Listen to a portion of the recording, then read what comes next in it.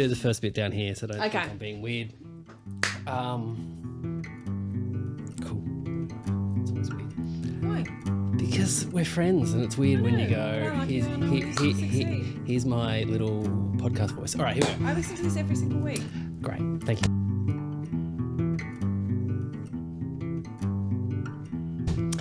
Hello and welcome to Four Burners. My name is Josh Earl and joining me this week is comedian, writer, podcaster and four-time Moth champion. Can you please welcome to Bron Lewis, everyone? So pleased you brought up the moth. The Moth, yeah.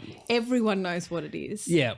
Yeah, it's very rare because people, it's in like almost all of my bios. It came up yesterday in a podcast that I did, and she said, "Tell me about that." And You did another podcast? What? Yeah, I'm so sorry. I'm so sorry. Well, let's shut this down. And she said, tell me about the moth. And I wasn't sure if she was like, tell me about the experience or tell me what it is. Because do you know what it is? Yeah. It's so people do know what it is. Well, it's because it was like when podcasting was first kind of out there, everyone was like, oh, what are some podcasts? And everyone would recommend The Moth. Yeah, it was one one of my first podcasts. You're right. And then when I found out they did it live, it's storytelling, by the way, if people don't know what it is. It's a storytelling podcast, which is obviously, it took me ages to work this out. There's performances, like there'll be a night of storytelling, and it will be 10 people on a night will get up and tell a story with a theme. And then I just went, before I started comedy, I started doing storytelling and I loved it so much. And I was like, oh, this is what I'd like to do with my life. And turns out there's not heaps of jobs for storytellers. No, I once did a storytelling night. Yes. They booked me as a comedian, but they said it's storytelling, so don't do gear because they'll smell it. They'll smell gear. Yeah. And I went, okay. So I went up and told a story. I thought it was okay. And then a comedian got up there and went, fuck that, I'm just going to be funny. Destroyed. I'm like, motherfucker, I should have just done what I do. Yeah. But it's all right. We learn. Yeah. Well, there's like a really strict rule in The Moth, which is like, this is not stand up. Yep. Do not get up and do stand up. And I saw another comedian, this before I started comedy, she got up and told a story and it was really, like she was really self-deprecating, which is what we're taught to do in comedy. Yes. But in a storytelling night when everyone's supposed to be like loving each other, it was really uncomfortable for the audience. Everyone just seemed worried for her. It's funny. So the Golden Globes, Joe Coy. I watched the monologue. Yeah. Holy. Well, that's the thing. I think the jokes were fine. They weren't great, but they were fine. They were. I was cringing the entire time. Yeah. But I think the reason was that he was too self-deprecating. And then doing that whole, oh, it's amazing to be here. Wow, Meryl Streep's here. My mum loves you. Oh, my God. And he should have went out there and just went, no, I deserve to be here. I think that was the problem with that room. Yes, but on the other side, if a joke didn't land, he didn't own it. No. He wasn't like, yeah, you're right. It is my fault. See, I told you I shouldn't be here. Yeah. My jokes suck. He was like, that was the writers. You're laughing at my jokes and none of the ones that were written for me, which he chose. Yeah. You don't say a joke that you don't choose. Yeah. So it was so bad. Yeah. It was bad. Yes. It was so bad. But I think that was the reason it was really, really bad. It's because he was like, oh my God, it's such an honor to be here. When he should have went, oh no, I've been booked for this. I should, I deserve this. Something I need to learn. Hey, we're talking Four Burners. Okay. Yes. So we're going to go career, family, friends, health, your choice. Whichever one you want to go first. Which one do you want to talk about first? Okay, we'll go with health. Because it's front of mind at the moment. Start of the year. Yes. New woman. Do you have a resolution for the 2024? I want to get fit again. Yep. I used to be fit, but I also want to do it differently than I did before. Because last time you were doing it, you were doing CrossFit. Yeah. Yeah. It's a cult. It is. Well, say it. I think most fitness programs are. Everyone gets really obsessed with them. They do, myself but I feel included. At your gym, Jets. Yep. Is there like a community there where they have lots of like social gatherings? No. Great. So in CrossFit, there's lots of not everyone goes, but it's really encouraged. Yep. And it is, because it's quite beautiful when you're in it and you're like a completely, I guess like any cult, when you're in it and you're drinking the Kool-Aid, you're like, this is actually pretty nice. I feel like these are my best friends. They get me, they appreciate me. But the reason why you want to hang out with these people all the time is because you exercise with them. So at the end of the session, you feel incredible. You look around, they feel incredible. You're just positive vibes absolutely everywhere. They've encouraged you through a really dreadful workout. Yes. You've achieved goals which you kind of associate with them helping you achieve them. So you're like, we're literally a team. And we you love each also, other. with your friends that don't do the workouts, you don't want to bore them by going, oh, yeah, I did these great double unders today. I broke my record. They're like, what the fuck are you talking about? Yeah. Like, if it's really important to you and it's important to them, it's like, this is beautiful. It's bonding. Yeah. Yeah. I did have a dreadful habit of, after a few wines when I was a CrossFitter, doing handstand push-ups. Yeah. To watch, like, just at people, like a dinner party. That was your little trick? Oh, my God. They were like, people were like worried because I thought they were worried that I was going to hurt myself, but I think they were just worried for my mental health. Yeah. So you stopped doing CrossFit. Yeah. Is that because of children? No, because my back was sore and also because it was because my back was sore. But as I reflect on that time of my life, I was way too obsessed. I was going like twice a day if I could. You know, if I could get away with it. And the only reason why I wouldn't go twice a day is because my partner was so fed up with me going to do this exercise. And it was just like, you know, like really, if I'm honest with myself, it was just a way for me to get I've got 3 kids now, but I only had 2 at the time, and they were 20 months apart, and it was really hard. Yeah. Like, it was hard. They were really lovely kids, sure, but they're still kids and they're hard. All kids are hard, yeah. They're so hard. And I was just a bit out of my element, and it was a great way to escape the house for an hour. Yep. And it was a great way for me to see some kind of progress. Yep. Because when you are at home with babies, it's really like they're adorable and lovely, and I don't regret them. But when you're in the thick of it, it's actually quite unrewarding. Like, it's really hard to get. Like, when they're babies, they cry heaps. Yep. They don't sleep very much. They're so messy. You always feel like you're ruining any event because you've brought a baby that for some reason is going to cry at the worst possible time.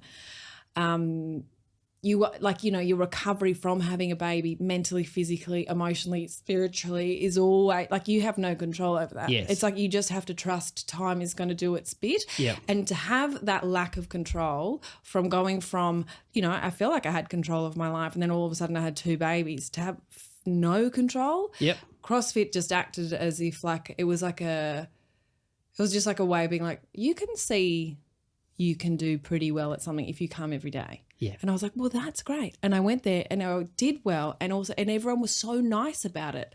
Like, the babies never were nice about any kind of thing that I was doing. And any kind of fitness stuff, when you first start it, you see results really quickly. People might comment, oh, wow, you like your shoulders, something like that. They're like, oh, wow, someone's been working out, and it does make you feel good. And you go, oh, wow, I'll keep doing this. Because I'm the same. I had a lot of chaos in my life and then I joined a gym, and it was like, I can go here like you, escape for an hour or so, get out of my head as well, because while you're lifting heavy stuff, I can't think about the shit in my life. I can zone out, listen to music, and it is that thing of like going, it does get addicted because you have all the endorphins rushing through you as well. It's like, and especially if you're in a dark place before you start exercise, the brightness of health and that feeling of like you're actually worth being healthy for. Yep.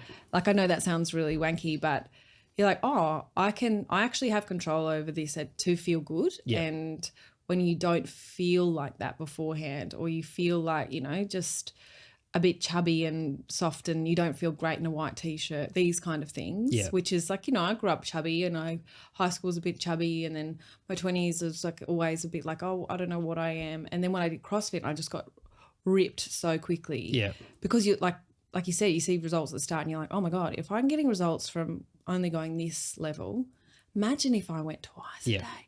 And imagine if I cut out all carbs. And imagine if I just had a protein shake for breakfast. Yeah. And imagine if all these things. So I was completely addicted to it. And the feedback I was getting was just all positive. Yep. I'd go, when I returned to work, everyone's like, whoa, you don't look, this is the weirdest thing you can say to a woman, you don't look like you've had a baby. What's that supposed to look like? What's she supposed to look like? Just bleeding down her legs? What do you mean? So I got... They're saying, you don't look like my mum. That's what they're saying. Well, thank you. Yeah, so I came back and I just had only positive feedback about that. Which was quite confusing because I was getting only negative feedback from my partner, which not necessarily like my physical sense. It was more about how absent I was and how fixated I was on something that was outside of the family when I probably should have been spending a bit more time at home. It was so bad for my relationship. Like anytime he was home, which was not very often because he was doing his MBA and he was working full time. Yeah. So anytime he was home, I would just saw that as an opportunity to get out. Yep. I was like, great. So we just hardly ever saw each other. And I blamed his uni and he blamed my fitness, and his was probably a bit more important. Yeah, it is that weird thing, because I think Beck and I were the same as well. Like, you're trying to escape and looking for reasons to escape, and you don't want to say, and you can say, I just want to have a break, because sometimes when you have kids and it's very hard and you kind of stop feeling like it's a relationship and start feeling like we're business partners. Yeah. And then you need to have that honest conversation going, this is hard, because when it's all new, you don't want to be the parent to go, it's a bit boring, isn't it? It's fucking hard. Yeah. Like you can say it's hard, but when you're like, this is so monotonous. Yeah. I don't know. Like I find it really, really boring. The start, the babies part, the newborns especially, holy dooly. But like even now I've got my youngest is 2.5 or whatever, or he'll be 3 in March, and he's every day is a bit easier, just like because he gets a little bit more interesting. But still, like I can't have a conversation with him. He's never going to be like, oh, do you need some space? Yeah. Great. It's like constant. And then when they do give you space, it's like, oh, here, have a screen. And then you feel bad because you're like, fuck, I know this is not good for them, but I need a break. Yeah. Otherwise, it's going to be a lot worse in here. Yeah, exactly. Yeah. I cannot do another bit of craft. I can't do it because I end up having to do all of it, and then I have to clean it, and then what am I going to put my picture on the fridge? Yeah. Grow up. The amount of stuff we cooked just to fill half an hour. We'll make some biscuits. Yeah. Make some banana bread. All right. Yeah. We're going to eat it? No, probably not. No, and you have to cook. It's obviously you cooking it. When they try and contribute, that's not enough. They chop. Of that. We wash up. It's all right. All right, so you getting back into health though? I am, yeah. So I've just started back at the gym. My back's quite sore, but I'm I'm trying all these I've tried a lot of different things. I've stopped and started a lot of things. And this one is I've got a personal trainer. I'm going to see him once a week. He's going to make a program for me. Great. I'm not going to beat myself up when I don't go, but I don't want to waste anyone's time by just going once a week. You know, like I have to make some. So I just want to be an actual healthy version of myself. I know I've heard that when you turn 40, I'm 37 now. I've heard when you turn 40, your body falls to bits if you haven't looked after it. And I just don't want to be one of them. Like I don't want to be sore and tired. That's like 2.5 years. No thanks. I've got things to do. As a kid, you mentioned that you said you were, chubby kid. But did you guys have snacks in the house? Yeah. Yep. We were allowed to eat anything that was there. Nothing was policed. Yep. And we always had a 4-litre tub of black and gold Neapolitan ice cream in the freezer.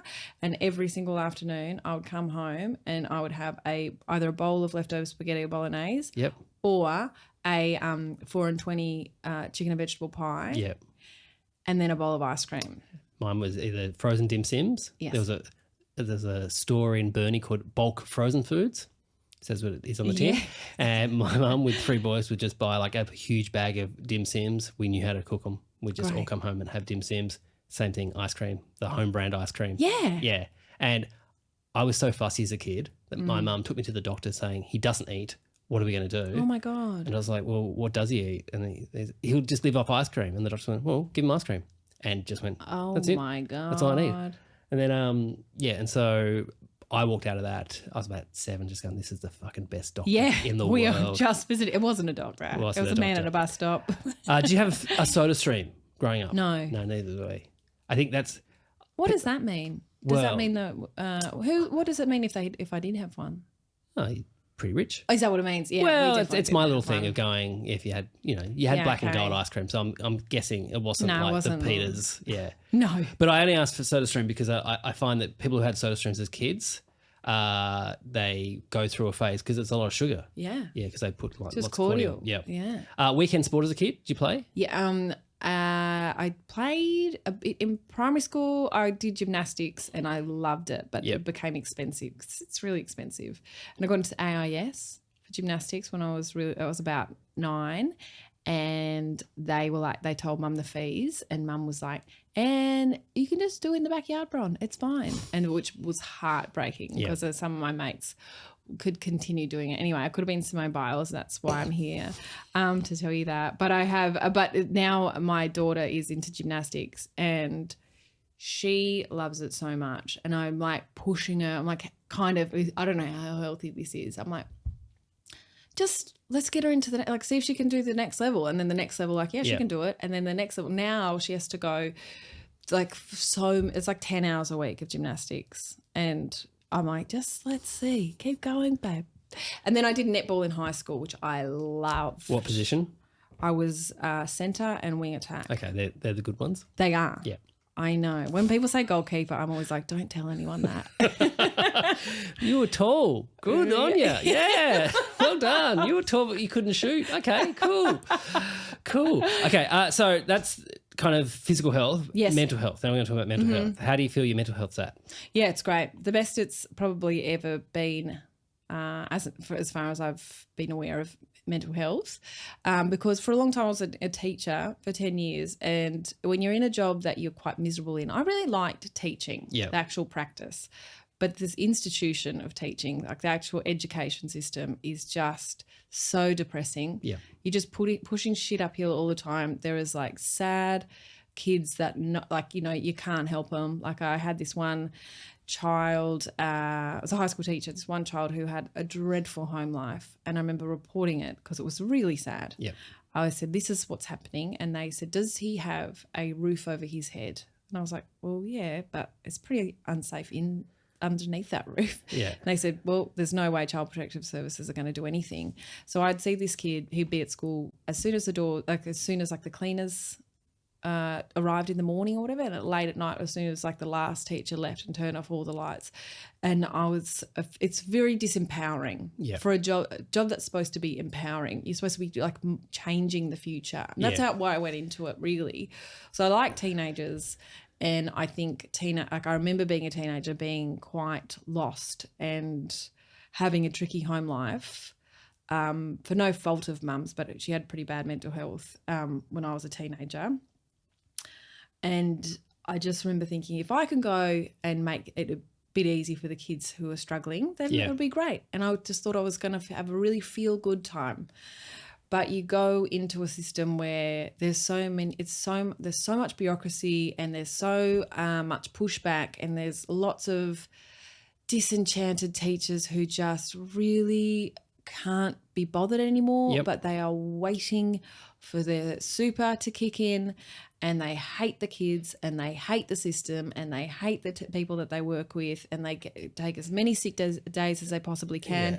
They work out exactly how many minutes they have to be there in order for them to be able to collect that paycheck.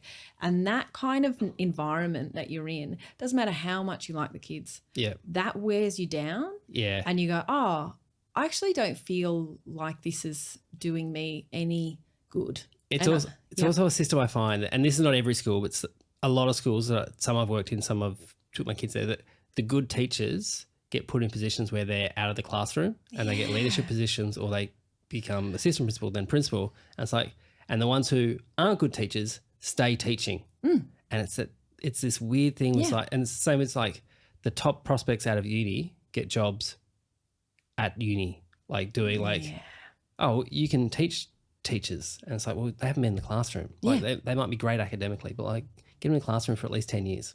Exactly. When you study teaching, you do 4 years at uni or whatever it is. I don't know if it's changed now, but it's only the last year where you go in and do practical stuff. And it is you could get a mentor, a teacher that's supposed to be showing you how to work, who is so disengaged, who's already checked out, who's yeah, you teach.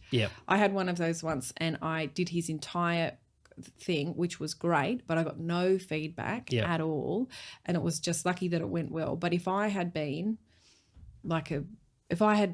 younger or more scared, I would have just been eaten alive, and I probably would have given up on it. It's just no job's perfect, and everyone knows that there's something wrong with teaching. There's such a teacher shortage, and I just see the statistics when I was teaching was the average length of a teaching career was 5 years, and I don't know if that's changed. But I remember when everyone gets to 5 years, everyone's like, "Oh, well done, you've beat the average." And I was like, if this is what we're celebrating, I don't know if this is right. But my mental health, then again, like you know, this is the I guess the luxury of time. When you look back at it, you go, "Oh, I was probably not doing very well." Yeah. And I was very reckless. Like I was doing things like CrossFit, and I blame a lot of the CrossFit stage on me being a mum with probably not very good mental health. But a lot, like again, you go to a school, go to work, and you're like, well, I don't have any control here either. I mean, exercise is a better vice than a lot of other vices that you could have been doing. Yeah. If you're like, oh, I'm out of control, what can I do? So, you know, at least you chose smartly. Yeah, at least I got abs. Yeah. There you go. Yeah. So you mentioned your mum had some mental health. So did you talk about mental health as a kid with your family? No. We used, and this is kind of what my new show's a bit about, is about this, like we say someone's mad. Yeah. And that's kind of funny when you say, oh, she's gone mad or whatever. Mum went mad. I don't think she'd mind me saying anything about this because she's great now. Yeah. But when she went through menopause, she went pretty mad, and I think times have changed a little bit, but it's not enough. Yeah. We still look at women who are going through huge life changes. For example, like girls going through puberty, we just like, oh, that's too weird and scary, and it's one of the reasons we hate teenagers anyway. Boys going through puberty, same kind of thing. But then when women have babies and they go mad, I went mad after having my kids. Yeah. All the variations of mad. I had postnatal anxiety after my first two, and then my last one I had postnatal depression. But no one said anything to me. Yeah. Like no one was like, hey, Bron, you're pretty mad right now. And I would have really, I don't know how I would have responded to it, but I would have really have liked, like upon reflection, someone to be like, are you traveling okay? Because I just wasn't. Yeah. And then, so I know that these huge identity shifts that, and I can only speak, you know, about women because I am a woman, but I've just noticed that every big shift that I've noticed in women's lives, we just kind of go, oh, she's mad. And it's like, well, I think that probably is a bit more to that. Yeah. And then we go, oh, just wait for her to get out the end. She'll come good in eventually. Yeah. I remember someone saying to Beck, oh, you just got the baby blues. They'll pass. Oh, my God, isn't it amazing? Yeah, it's no help. Just you got the baby blues. It's like, yeah. So, all right, let's talk about family then. So we're all ready to talk about family. So one of 5 children? Yeah, and I've got a stepsister as well. Yeah, okay. Yeah. And all full, like, yeah, so my stepdad, who's since passed, he had a daughter when he met my mum, and my mum had 4 kids, and I was a third of hers. Okay. Yeah, and then they had a little girl together. So Rosie, my little sister, she's 10 years younger than me, so she's my half sister, but we grew up with her. She's no different. All right. So are you all close? Yeah, we are. Yeah, we are. We're all we're all quite different, but when we come together for like Christmas, it's so much fun. Yeah. It's so much fun. And I think the difference between my family and Lucas's, my partner's, his family is so beautiful, but they are a little bit too like I sometimes feel like they're a little bit too polite. They're not saying what they think, and they might be. Yeah. But I grow up with a family where there's like it's quite tumultuous. There's lots of drama. Eventually, someone will have a little bit too much wine and tell someone that they're a dickhead. Yeah. And that they're too up themselves now, and things like that. And then that person will cry, and then they'll storm out of the house and just say that they're never ever going to come back. And then the next day we're fine. Yeah. But this never happens in Lucas's family, and sometimes I'm like, what's going on? What do we actually feel? But that's what they know. They just know peaceful relationships. And so when it's a relationship's too peaceful, I'm always like, I don't believe this. Yeah, so my family is very much like we run on gossip. Like such and such said this. Did they? Okay, well they can tell me if they want to tell me. Oh yes, and it's like so my mum's family is very close with each other, but there's always someone's fighting with someone else, but the other person doesn't know they're fighting yet, and then such and such has to, and it's this, and it's like just it changes who the person is every like 6 months, whatever. Yeah, but it just goes around and around and around, but they're so close, and they'll. When times are tough, they'll do whatever they will for their family, but they just have this kind of like, and I'm not sure if it's just that's how they were raised. There was a fair bit of drama in their life as they're growing up. So they're just used to the drama and just it's fine. But no one really says what they really want to say. And it all comes out eventually. Eventually it all comes out. They just need a scapegoat for a while. Yeah. Yeah, and that's like my mum's side of the family. I'm not very close to my dad's side of the family. I don't know them very well at all. What's your role in the family amongst the siblings? Great question. We have, so I'm wondering what yours is with your brothers. There's one person who organises everything. Yeah, that's not me. Yeah. Yeah. Which one? Which brother is it? The oldest brother. The oldest brother. We don't have one of them. Yeah. So we've got 6 people and no one organises anything. So Christmas will be coming along and everyone will be like, hope someone's cooking something. Yeah. And then we arrive and there's nothing. So I think Lucas has had to take on that role because he cannot cope with my family. He looks at my brother-in-law is the same. People who've like married in are like, what's wrong with you guys? And we're like, we're fun. We're the fun guys. Yeah. Okay. So what's my role? I'm probably the grumpiest. Okay. Yeah. Ah. I know. I wouldn't pick that. Yeah. I work with you. You're never grumpy at work. No, unless it's after 3:30. But it's you're bored. My God. You're never grumpy. So bored. But there's so I think everyone kind of love to pin me as like the bitch who will say what she's thinking. Yeah. And I don't know if it's ever truly fit, but I've run with it. Like it's fine. And I'm happy to wear that. Like it's But my older sister is so much fun, and so is my youngest. Everyone's really fun. Like everyone is the last one at the party. Yeah. So like my brother came over on Sunday night for dinner, and as he was coming over, he said, "Oh, I've invited like a few of my friends." I'm like, "Oh, okay. Well, we're gonna have to make something else." And he's like, "It's no big deal." And he turned up, and I think there were 8 of us in the end. So he bought like 12 bottles of wine. And then I was tired because it was a Sunday. I didn't expect any of this. And after dinner, I was like, I'm just going to check on my daughter. And then I went and fell asleep on the couch. Yeah. She was just there. I was like, I wonder what it feels like. And then I never came back out. And then he messaged me the next day, furious that I went to bed without staying till the end, because he just thinks that parties go forever. My mum's like that. Yeah. My older sister she's got 4 kids, but she will be the last one at the party. And with my brother, with my older brother, and my little sister will try so hard to hold on, but she's adorable and probably has to go to bed a bit earlier. I will sit out before them. Yeah. So what role do I have? So I think this is why I've kind of been classified as like the grumpy bitch, because I go to bed at 2 a.m.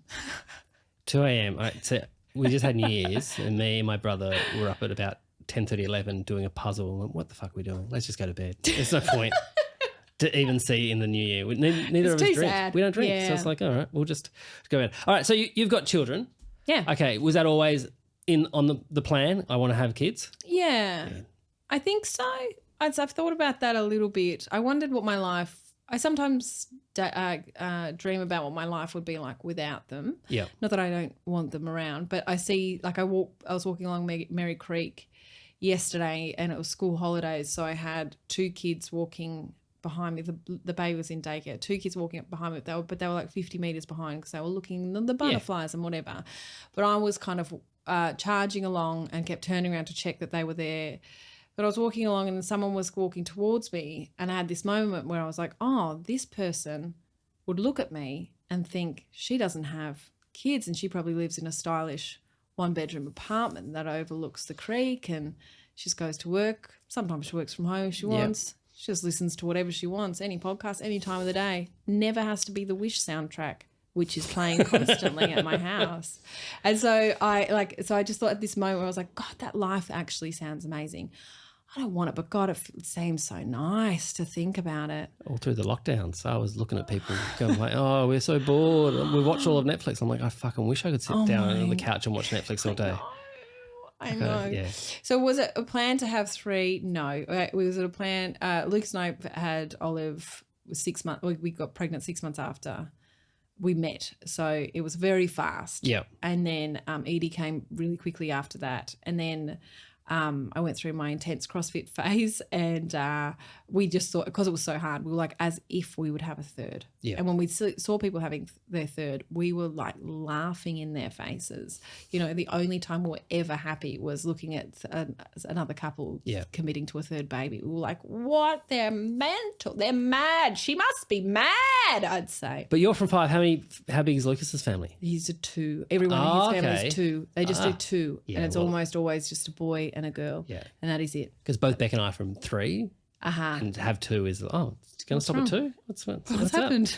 We're stopping at 2. No more. They're still anticipating another one on the way. All right. What surprised you the most about parenting? How much they'd love me. Yep. Sounds quite cheesy, but you always feel loved by your parents, but you kind of feel entitled to that as a kid. Yeah. And I see my kids feeling entitled to my love, and they should. And it's beautiful that they never feel grateful. Maybe they do, but they never like, oh, thanks for loving me. Yeah. But so I grew up with a very loving mum who I always felt loved and adored by her, but it was never like a, God, I'm lucky. Yeah. But with my kids, just how I'm the first one that they turn to. And then when my son comes home from daycare, I'll have taken him to daycare, and then 6 hours later, Lucas will go get him, and when he opens the door and he sees me, he has a whole body reaction to just seeing me standing in the daggiest clothes, my hair's messy, I'm like, oh, hi mate, and he just looks at me like I'm Madonna, he's like, what?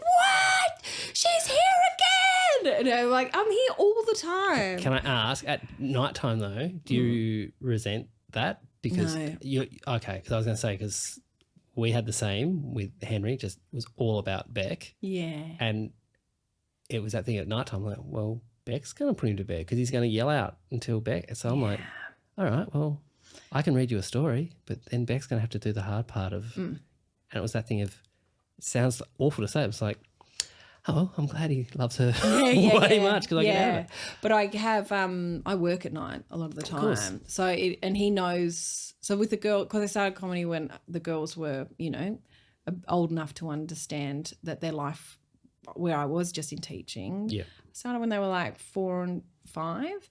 And so they knew what it was like for me to be there all the time. Yeah. But he doesn't know any different. So at night time when I'm going, he very rarely cries.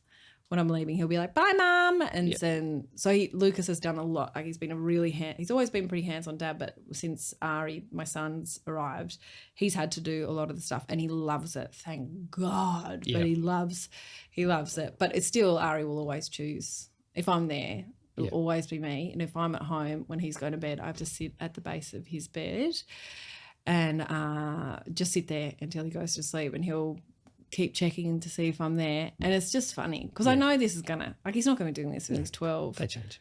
Yeah. And it's I think I'm at this lovely stage where I know he's going to get, because he's the comparison of his elder sister who's almost 10, and if I sat at the base of her bed when she was going to sleep, she'd be like, what are you doing? Yeah. You can leave if you want. What are you doing? So it's so lovely to have him love me this much. So I was surprised at how wonderful it feels to be loved that much. All right. Let's move on. We've got career and friends left. What do you want to talk about? Okay, we'll go with friends. Friends. Okay. Do you have a best friend? Yeah, I did. I did for a while, but now I have quite a few. Yep. Yeah.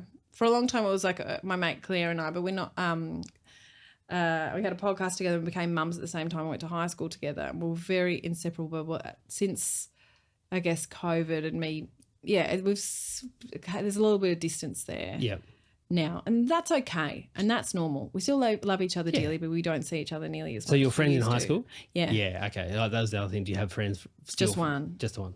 Just the one. How did you make friends when you were in high school? Oh, I was very extroverted. Yeah. So I just feigned confidence, and I think that when you look at teenagers who look like they've got confidence, as an adult, you're like, you liar. But as a teenager, and you're looking at someone, you go, wow, she's so brave. I love drama so much. I loved it so much. I would just, as many classes of drama I could do, I would do that. And I was quite good at drama. So that was, I guess that was a skill that I kind of lent on. And I was very funny. Yep. In school, so I was the funny girl. So, you know, the chubby funny girl that boys didn't like, but the girls thought was really cool. Were you popular? I was not one of the cool girls, like the sexy cool girls, but I was, I got 2 awards at the end of year 10 when I moved to a different school. One was the most loved, which was very nice. That's nice. And the other one was person who wagged the most classes. I was cool. I never wagged. Why? You liked that? Where was I going to go? You sit in the girls' toilets. Yeah, see, can't go in there. Can't go there. Yeah, you're right. You weren't allowed. Every kid who ever wagged always at lunch would hang out the school. Well, just come to school. No. It's like, well, it sucks then. That's embarrassing. You're on your own. No, I never wagged the whole day. I just wagged subjects that I didn't like. Geography, obviously. All right. Come on. I was voted most likely to become Prime Minister. Oh, that's beautiful. There's still time. That wasn't something, I don't think it was a compliment. Why? I think it was you're a nerd. You're like, I don't know. You're going to be successful. You're going to lead our country. My eldest finished primary school and they did awards and he was voted most likely to become a comedian. And I said, over my dead body. No. But that's so classic Josh Earl, by the way. If someone says you're most likely to become this or any kind of compliment, you will find the negative bit in it. So I didn't used to. Really? But life has worn you down. Worn me down. Have you had any friend breakups? No. This is mainly as an adult. Yeah, as an adult, yeah. Not really. When I quit teaching, it was a bit of a tense time with like some of the people I worked with for complicated reasons, but not really. Like because I was leaving teaching anyway, I was like, that's fine. But I will happily go. 2019, so just before COVID hit, I thought I was going to do long service leave, and then long service leave just meant I was teaching kids at home anyway. Yeah, so it didn't really work, and I just never went back. Thank heavens. But I'll happily ghost someone. Yeah, like if I find someone's like a new relationship in my life, like a new friend, and I find them, like if someone listens to this, like it's probably you. Like I'm also I don't have time. Yeah, it's not necessarily like I don't like them. I just do not have time, and because you just have to pick and choose. I've lost friendships that I've loved because they've taken it personally. I'm like, no, I just can't fit you in every month. It's going to have to be, it's a 1 year. I see you once a year and for about an hour and a half and that's it. Yeah. And if that's an issue, then I can't be your friend. What do you look for in a friendship? Oh, they have to have a good sense of humour. Yeah. Like we have to laugh together. As a kid, were you always drawn to the funny? Yeah. Yeah, me too. And I think everyone in my family is funny. Yes. And sometimes that can be cruel, but it's... Yeah, same. Their intent, our families are so similar. They're very similar. Their intent is to be funny. Yeah.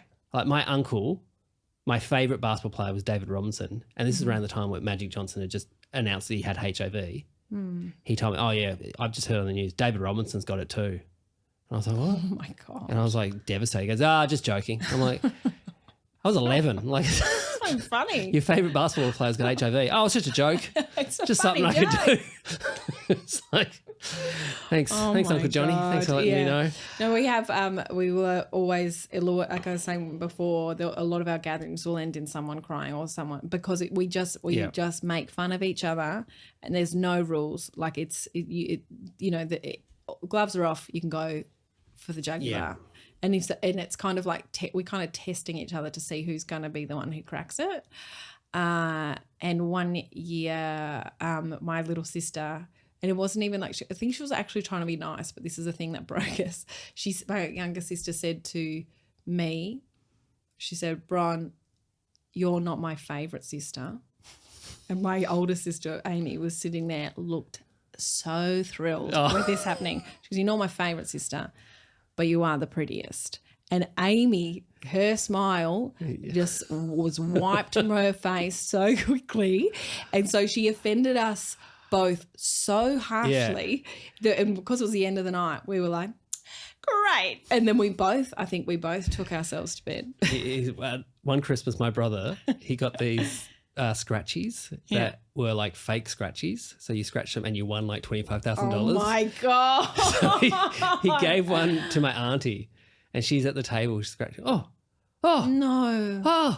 And she thought she'd won $25,000. And they're going, turn it around. When can you collect it? And it was like, collect it from the North Pole. It was something like that. So brutal. So mean.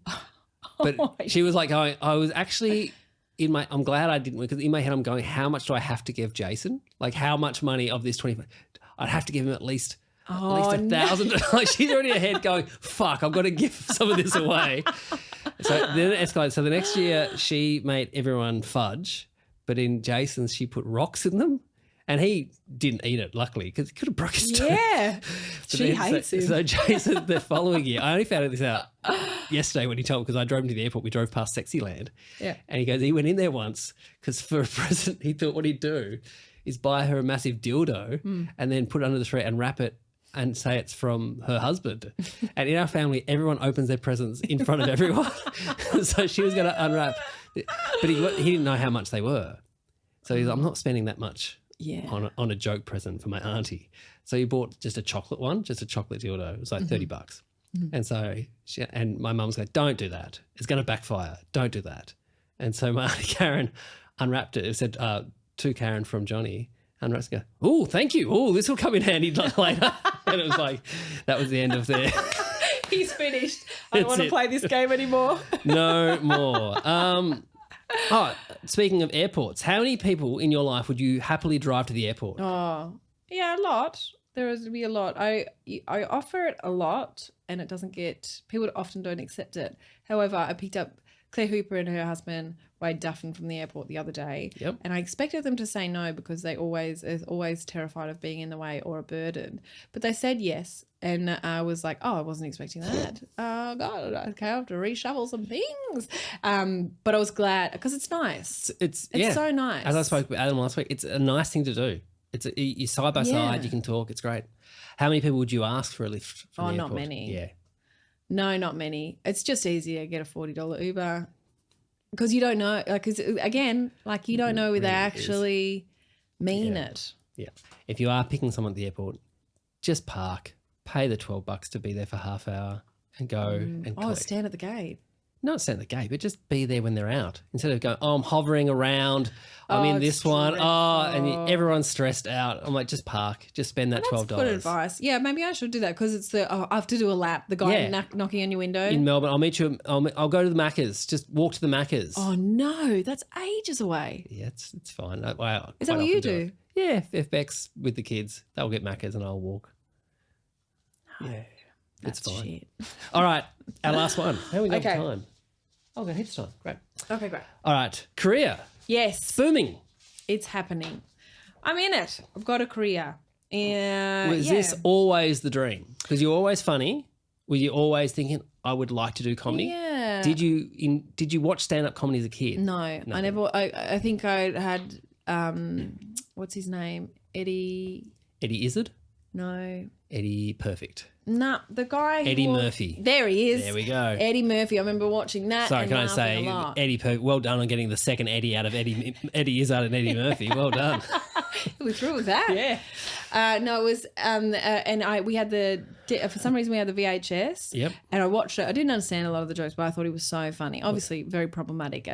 Those jokes did not stand the test of time. The ice cream bit.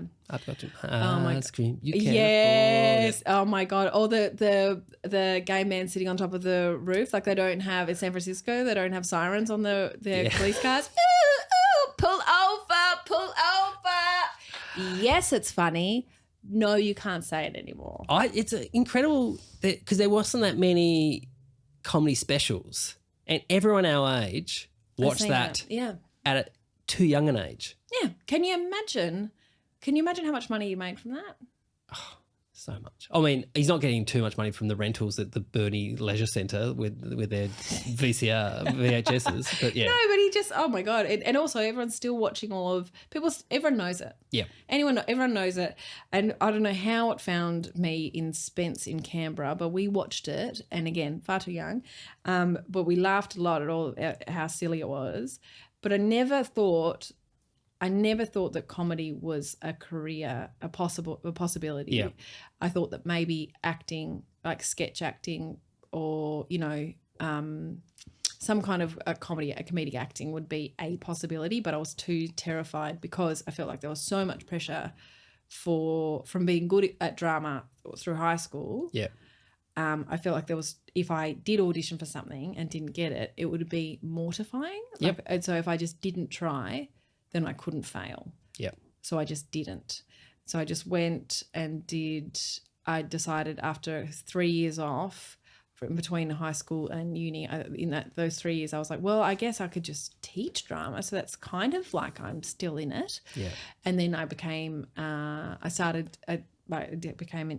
drama teacher, but you had to choose a second method. So I had English as my second method.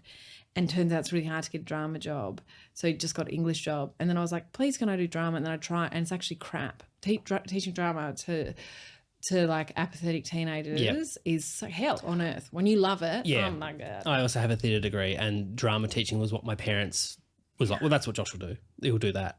But that thing, you've got the kids who love it and they love it a bit too much, like me as a high school kid. Yeah. And then you've got the kids who are doing it because it's the blood subject. Yes. And there's not much in the middle there. Or the naughty kids who can't be trusted with pens. So they're like, just put him in the soft space with the beanbags. Yeah. And the teachers are, they're the class clown, they'll do great in this. I'm like, no, they're not. They're just disrupting. They're just calling everyone gay. Can I go back a bit when you said too scared to fail? Yeah. So you just didn't do it. That's great. Like that, I know so many talented friends of mine who just never self-sabotaged it because if they were like, if I just fuck it up on myself, it takes the power away from the people who were going to say, no, you're not good enough. And there's absolutely. And I think in the long run, now looking back, if you're listening, don't be afraid to fail. Yeah. You'll get another chance. It's so interesting that it's so scary until you do it, until you fail at something and you're like, oh, wow, no one cares. No. Like no one's even watching. No. And everyone's so focused on themselves. Yeah. And I think it took, so I became a teacher for a while, for ages, and then I was miserable.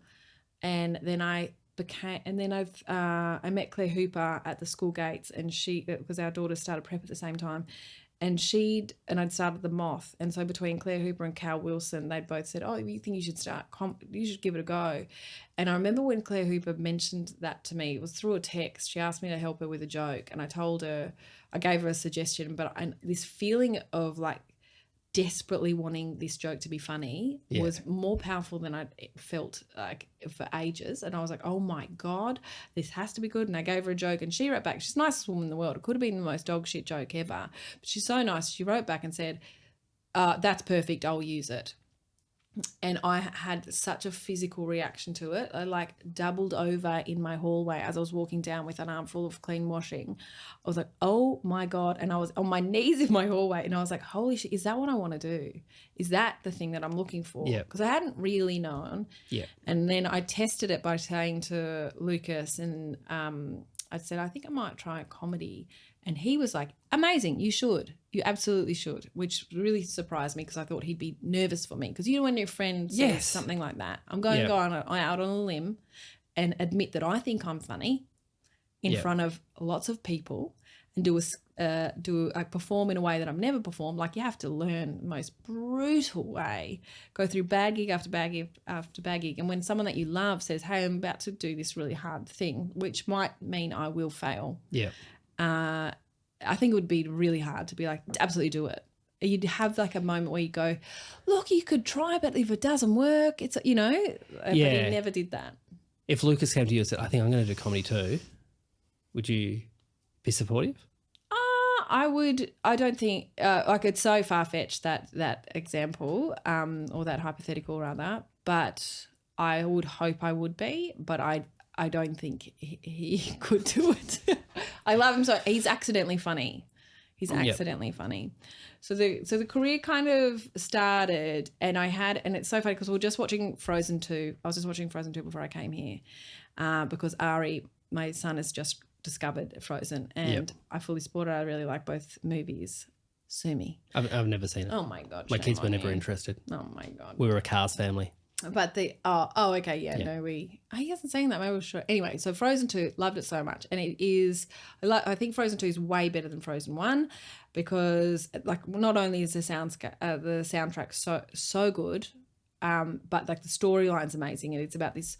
Elsa she's assumed her position as the queen of Arendelle, and she's like, okay, cool. So is this it? Everyone's safe now. Everyone's fine, and everyone is safe, and everyone's living their life. And then she goes, okay, well, I just don't feel like this is exactly where I'm supposed to be. So she's kind of miserable, even though everything in her life looks perfect. Yeah. And then she's kind of drawn to something else, to somewhere in the forest. She goes to the forest, and she discovers that's where she's supposed to be.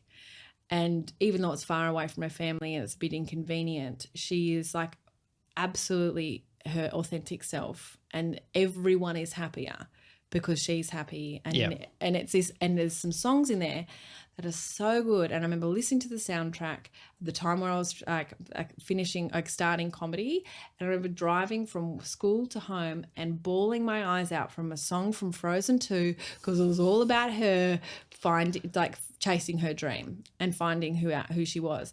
And it's kind of like, I wasn't intending on talking about Frozen 2, but yes, I talk about it every day. No, I just watched it, and I remember thinking like I don't know if there's ever been a song for you or a movie that you've watched that you've gone, I can relate to this. So I can relate to this, and I did not think it was going to happen. I sound insane. No, I can't think. Look, I get quite emotional at songs, but I can't think of anything that inspired me to do stuff like, Maybe you should watch Frozen 2. I'll have to watch Frozen first. No, just go straight into it. You know what happens. I'll pick it up, let it go, and all that kind of stuff. Talking snowman. So when you start comedy, okay, yes. Is it just the goal to get on stage, or did you have vision board or 5-year plan, 10-year plan? No. Oh, I did a goals thing at the start, which was I look back at it and it was so huge. Like I was like, do a 1-hour show within 6 months. Because I didn't understand how hard comedy was to get a handle on. Yeah. I didn't understand how many bad gigs you had to do before you saw any kind of perks. So no, I didn't. And I still don't know where I want to go with this, but I've just kind of just staying focused on getting better at comedy. Yep. And when I finally, I'm represented now, but before I had management, I did that thing which most comedians do who don't have management, is just like desperately want it. Like I was like, oh, my life will change. Like this will take a huge turn when I finally get management. And people who I'd, done Raw with and people who I'd kind of worked alongside with, I could see them getting picked up and I wasn't. And I was like, what am I doing wrong? And just like, it's like Claire Hooper said to me, you're just not the right fit for those people. And that's okay. They might have someone really similar to you on their books, so they don't need two of you. Yeah. So just keep going. And then when I spoke to my management, Beck Sutherland, on the phone, she said to me, this was before she'd signed me, she just said, just keep focusing on doing comedy, because you can get distracted by, Instagram and chasing like ads on telly and, all of these things that you think are going to be great, but what you actually want to do is comedy. Yeah. So if you just keep working at comedy, then when you do finally get a big break, like, hey, you can be on the gala, or hey, you're going to be like, you're actually ready for it, rather than being like, oh shit, okay, oh, what did I say? Oh, what's my best 5? Oh, I don't know. So all I'm doing is like, because my goal, or I think my goal is, I don't know, but I think right now, and it might change in a month, is I want to perform to giant rooms. I don't really care about telly or radio or any of those things. I just want to do live comedy. Yeah. It's my favourite. Yeah. Which is the same for you, right? Well, mine is just to be able to go to a city and not have to stress about ticket sales. Oh, yeah. That'd be lovely, wouldn't it? if I could go to every city in Australia and sell 200 tickets, I would be wouldn't it be beautiful? So happy. But like, you have to get on TikTok then. That's how you do it these days. I'm too old for TikTok. It's so dull. Me and Dave Thornton were talking about this. He was like, he's on the socials a lot. Yeah, he's popping off on there. Like, so he's doing it very well. He's doing really well. I just don't have that. I don't know. I've got to do 2 podcasts a week. I do stand up. I write. You got to do what makes you happy. But the videos that you do put up of yourself and your comedy are very good. Thanks. Yeah, there's more coming. Oh, good on you. There's more coming. Okay, I'm a magic genie. I can grant you any wish you want about your career. What do you wish for? It would be to be able to perform to giant stadiums. Yeah. It doesn't have to be giant. Like 250, 300 sounds so nice. Yeah. But like there's no struggle. They sell out quickly. We put it on our tickets. I started selling tickets months ago. I think it was November where we put it up, which is now 2.5 months ago. But I was like, why are we putting them up so early? No one buys tickets in advance, do they? And like my ticket sales, they're fine. Yeah. They're okay. Like they were probably better than I thought they were going to be. But there's people who've already sold out. Yeah. I'm like, what? It's not till May. What are they doing? But this is the demand that they've created. I would love to have that demand and also being just continuously getting better, because I saw a Netflix special the other day, and it was Amy Schumer, and she was one of the first female comedians I had seen do anything. It was on telly, but I was like, oh wow, that looks great, and sure, okay, maybe women are allowed to do it. But I saw her latest stand-up special, and I was just so underwhelmed by it. But the audience were loving it. Yep. And I was like, oh, she doesn't have to try anymore. Also, I think sometimes you get to a point where you go, this is not for me, and that's fine. People are allowed, and it's not. It's very easy when you go, well, that's not my audience anyway. People are losing their mind. Yeah. I learnt that when that Miranda Sings came out to Australia. I don't know if you know Miranda Sings. No. She used to do, I think she's been cancelled, but she did a character, and she had lipstick all over her, like all around here. Wait, and she wore red overalls or something like that? Yeah, did she get cancelled because she was grooming a young boy, or she sent him undies? I don't know. Is that one? It's something like that, yeah. Okay. There's something like that. But anyway. I mean, God, you can't do anything anymore. I'd never heard of her. She sold out two town halls. And I was like, I think I'm into comedy, but I'd just never heard. And there was some comedians who, I won't say, but they were kind of, what the fuck is this? What's this? And I'm like, oh, well, it's not for us. Like, because it was just teenage girls lined up. I'm like, this is not, you wouldn't want that audience. Like, you're just going to be happy that you go, we're all kind of trying to find our own audiences. Yes. That's another, if I can include this in my wish, is to just have my own audience. Yeah. Is to have my own demographic of people who, the show that I'm working on at the moment, I'm like trying to, I have this voice in my head that I'll do a joke, and if it feels too much like I've put the female lens on it, or like a feminist sting to it, I'm like, oh, but the men will hate that. And then I'm like, I've got to try and work that out, like get rid of that little voice, because like, who cares? Yeah. And then they just don't come, because the people who genuinely or generally rather like my comedy are women and gay men. Yep. And that's not to say that it's I'm sometimes for the straight men too, but it is. But I'm like, that's fine. But you're going to do your show what 50 times, 60 times? Yeah. You don't want to be going, I don't even believe in this bit. You want to be doing stuff that you're like, after show 57, you're like, I'm glad I do this bit. I don't care if they're enjoying it as much. I enjoy doing this bit. Yeah. Yeah. That's what you want. Yeah. So I'm getting braver with that. But yeah, so my wish would just be to easily sell out big. How hard is this, Josh? You sell out. Okay. Just sell out huge stadiums and do with people who adore me. Yeah. And sell out easily. And then and every show be so good. And then you just have to remind yourself when you've got that, this is everything I wanted.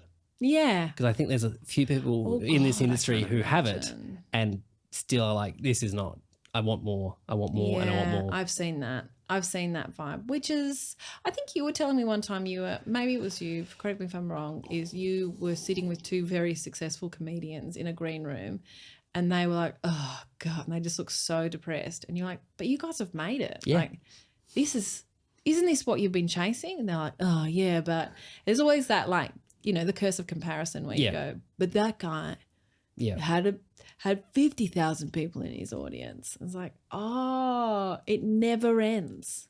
No. Are we ever satisfied in this job, Josh? Have you ever watched The Wire? Yeah. You know, Marlo, the young up-and-comer who comes up and he gets everything he wants and then goes, and the last scene is him kicking the guy off the corner because that's where he wants to be. Oh, yeah. That's God, comedy. I haven't seen it in a long time. That's comedy. You can do, but you just want to be in the club.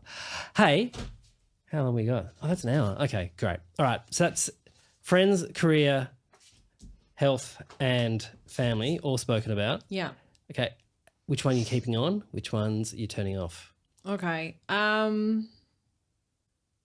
It's really hard. I'm going to keep on. I keep on, obviously, family, because I really love them. Yeah. I make fun of them a lot because they're so good. Yeah. And I think if I did comedy and without my family, I think I'd be a really damaged soul, because you go into a hard gig and then you go home to, and this is not me speaking about anyone in particular, but how I would do it is if I went and did a bad gig and then I went home and sat in silence, it would eat me alive. You continue thinking about it until your next gig. Yeah. Yeah. I would have to do a gig in the morning. Yeah. I'd have to go stand in Flinders Street Station and do a type 5. I don't think I couldn't do comedy without my family. However, I will say this about comedy. It is so consuming. Yep. It is so consuming. Like we were saying, it's never enough. Like you can do a great gig and you will then get off stage and you'll go, that was great. However, I did see that one guy and just looked really pissed off the whole time. Was teaching like that for you though? Was it so consuming at the start? At the start, yeah. So does this mean that it will become less consuming for me, Josh?